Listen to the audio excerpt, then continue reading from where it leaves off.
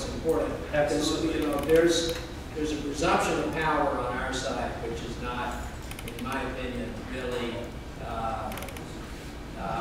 adequate for the task ahead. So I think I was trying to be more humble on our side and not looking for some recognition. Just, you know, I appreciate that. And I know Tony's terrific because he's come up through the ranks. He's now in the council, and it's a great way of having linkage.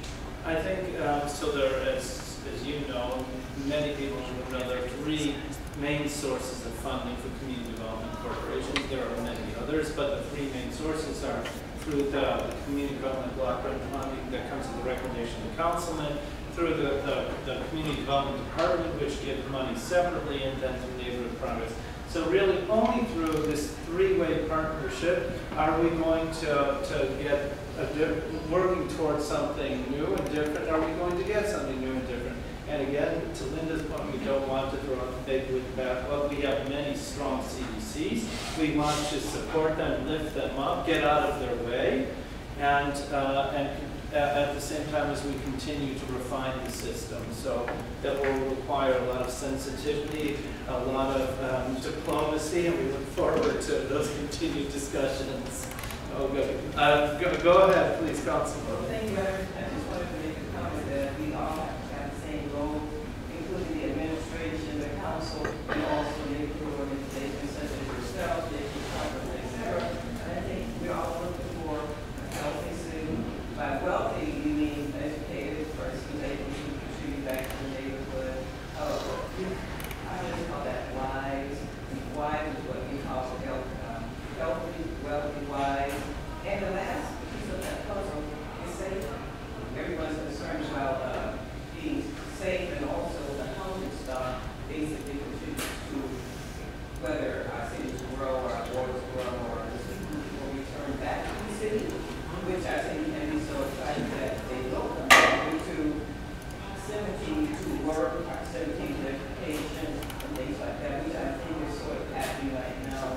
Certain neighborhoods and areas are looking at growing. So I think together it's a big partnership. We all need to, as long as we're on the same page, we will get there. Because we got a wheel falling off somewhere, it takes longer to build. And that's just my comment. No, I think that's great. And again, so a neighborhood of choice, and we didn't make, that's old language, right? And we felt we left it. We were going to be, we didn't want to leave it behind because that has represented placemaking strategy. So neighborhood of opportunity is new language, but neighborhood of choice was language that existed that if we felt if we left behind, we would signal something we didn't want to signal.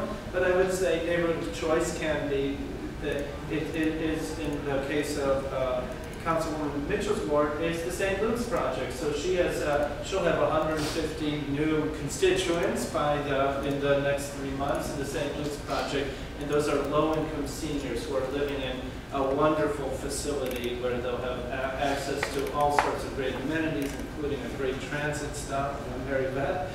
And so choice. And they've chosen with great enthusiasm to come to St. Luke's because it's such a great project. So so choice can mean a lot of things. It's how I'll leave it, and we can continue to discuss that.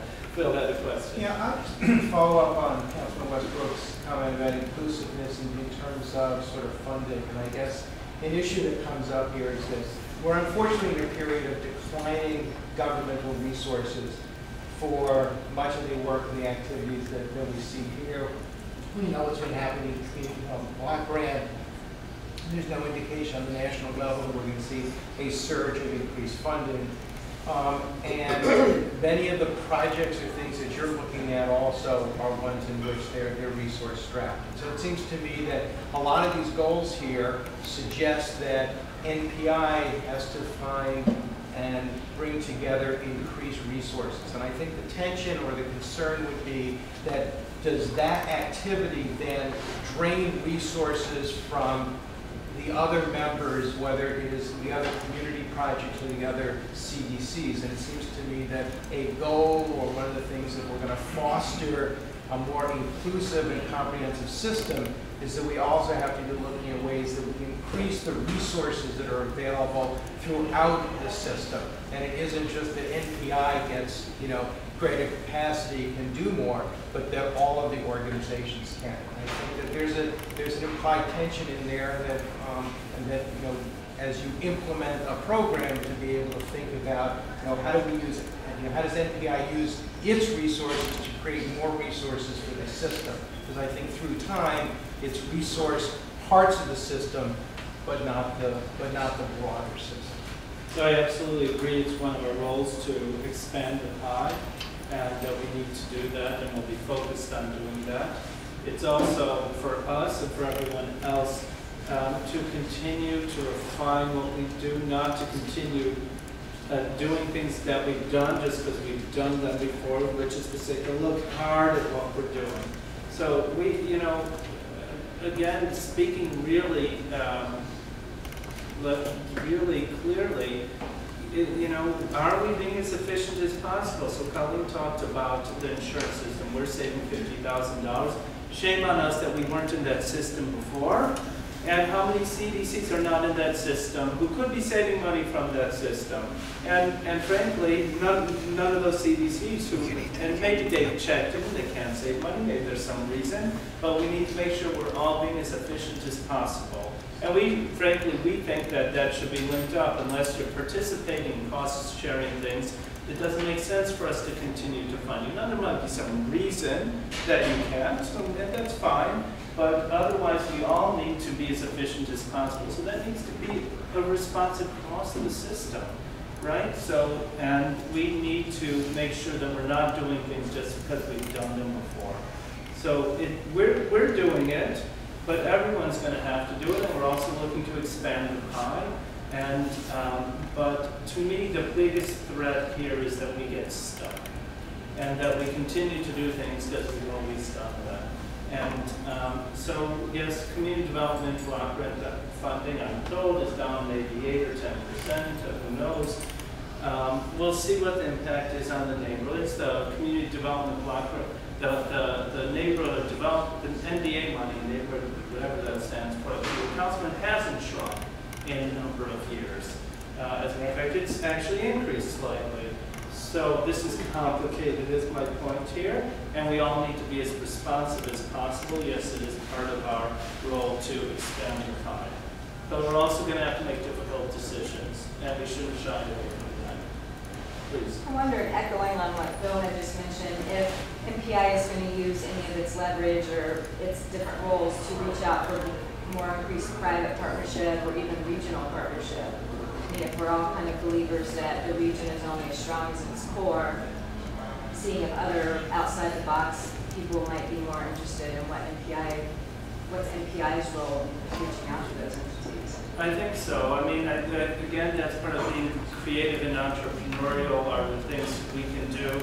And we've had to be that way with the development of the St. Luke's project.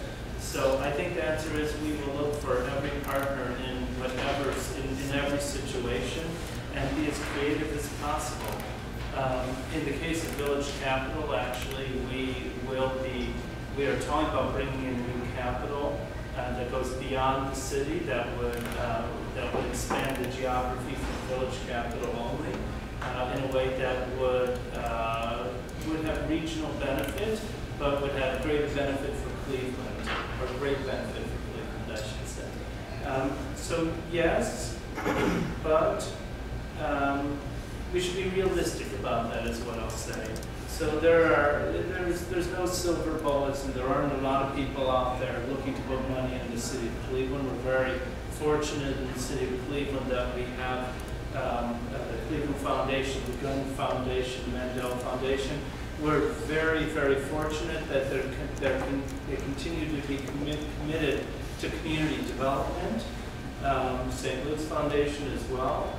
And that's frankly a resource that most cities don't have. So as resource poor as we feel, compared to most cities, we're resource rich. And so I spent 4 years in Youngstown, where the council person has $5,000 a year to use in his or her ward. So the question is, what do we do with all those resources? So again, if you spent a year in Youngstown, you would feel Cleveland is awash in money. And the question to us is, what are we doing with it? So I think that's on us to answer, and why we need to be as efficient, as effective as possible. And frankly, that's what new funders are going to say to us. That's what new funders say to us. They say your system is duplicative.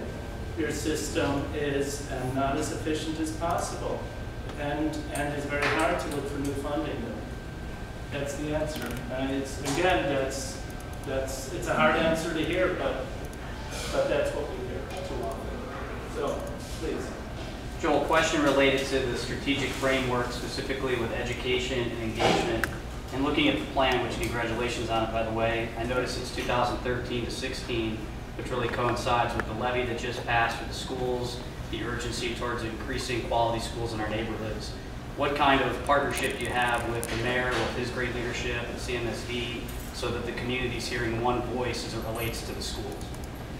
So I could punt that question to Evelyn. I don't see her at the moment, but I would say you're part of that conversation, and I think that's right.